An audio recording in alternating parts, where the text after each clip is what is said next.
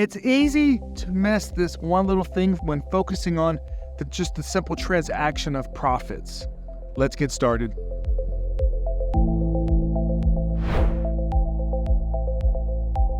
Hello, my name's Chris Creed. Welcome back to the Flood Insurance Guru YouTube channel, where we empower people with the flood knowledge they need to safeguard their properties and their profits. Today we're talking about real estate investment properties, and we're talking about how you potentially could generate thousands of business for your real estate business. What is the problem here? And we see it every time when someone is just focusing on the transactions of the property, but they're not thinking about it. They're like, look, insurance, give me the cheapest thing I need, give me whatever the bank's requiring so I can get out the door and get back to making profits. But it's this one thing that actually stops many of these businesses from making profits. And what is that? Particularly what we're talking about today is what's called loss of use coverage for a business, or specifically, maybe an apartment building owner. Loss of rent might be a way you think about it. What happens if your building floods and you cannot collect rent? I'll tell you what happens. We had a customer several years ago that decided not to take out loss of use. Like an apartment building just like this right here, they received 6 inches of rain in less than 6 hours. They have 9 feet of water in the basement of these apartments.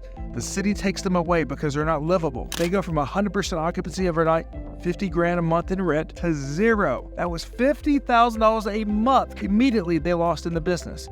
What would that do to your business? Could very well bankrupt you. And this is where the loss of rent and loss of use could have come into play. You see, what could have happened is they would have paid a certain deductible, and they could have had a certain amount of coverage that was causing these loss of rents, potentially up to 12 months.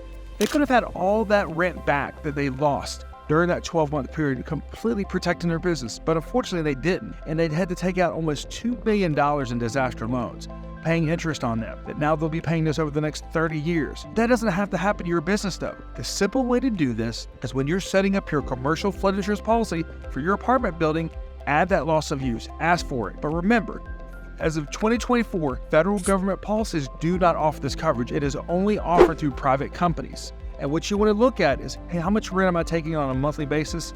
Multiply that by 12 and start there. That's an easy way. Now, in the description down below, you can also download our playbook on flood insurance to help you through this process. That's what we're here for. Make sure also, when you're looking at these different flood insurance options, click on the corner of this video, and you're going to see the difference between the National Flood Insurance Program and private flood insurance. You're going to see a video on picking commercial building coverages. We have all these different resources for you, but make sure to subscribe to this channel. And if you know there's someone else who could benefit from this same valuable information, make sure to share the channel, like it, because we put videos like this up on the channel almost every week. We look forward to educating you and empowering you in the future when it comes to flood education so that you can protect your investment. Thank you.